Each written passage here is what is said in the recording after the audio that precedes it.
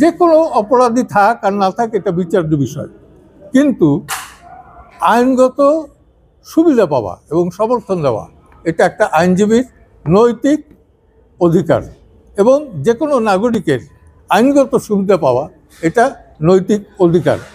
আপনাদেরকে আরেকটা কথা আমি স্মরণ করিয়ে দিই, সেটা হলো বিগত 16 বছরে সাইবার ক্রাইম ট্রাইব্যুনালে যত মামলা হয়েছে সম্ভবত সারা বাংলাদেশে আমার চেয়ে বেশি কেউ পড়ে নাই, এবং সব সাংবাদিকের বিরুদ্ধে যেখানে যত মামলা হয়েছে সব কিন্তু আমি বিনা পয়সায় বিনা পারিশ্রমিকে সেই লড়াইটা চালিয়ে গিয়েছি এবং উদ্ধারই করেছি।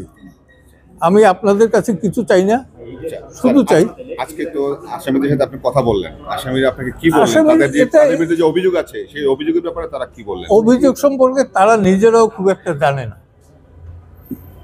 সত্যিটা বলতেছি, তারা নিজেরাও জানে না তাদের ধারণাতে কি হইতে পারে, কি হইতে পারে এটা আমি বলতে পারি না, একমাত্র আল্লাহর জজ। হ্যাঁ, ইনভেস্টিগেশন রিপোর্ট এখনো আসেনি, সব কি বলবে, রিপোর্ট আসুক তারপর দেখা যাক। হ্যাঁ, আন্ডার ইনভেস্টিগেশন আছে। তারা তো বলছেন যে তারা গণহত্যা এবং মানবতা বিরোধী বলছে, এটা তো ভেক্টর, সেটা বলছে যে তারা সুপিরিয়র কমান্ড হিসেবে দায়িত্ব পালন করেছে, তাদের কথাতেই এগুলি হয়েছে।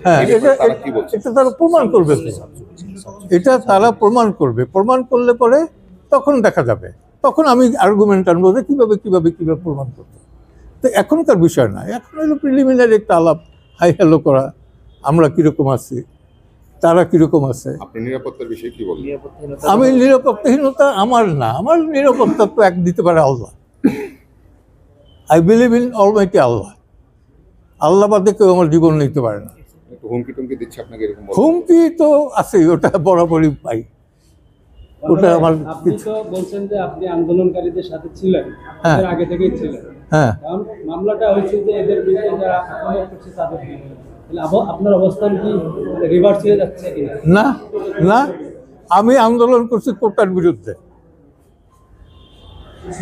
তারা ছিল কোটার বিরুদ্ধে, আমি কোটার বিরুদ্ধে তাদের আগে থেকে আন্দোলন করছি। যেদিন থেকে দেশ স্বাধীন হয়েছে এবং সার্টিফিকেট বিতরণ হয়েছে সেই দিন থেকে সেই সার্টিফিকেট প্রথার বিরুদ্ধে আন্দোলন করে আছি। একা ছিলাম, এখন সংখ্যা বাড়ছে। রাতারাতি তারা যখন অন্য পরিচয় দিল তখন তাদের সাথে থাকার প্রশ্ন আসে না।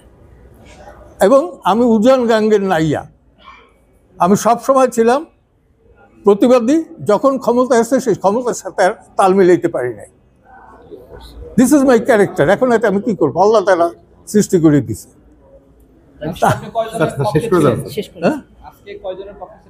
আমি বলছি যে এখানে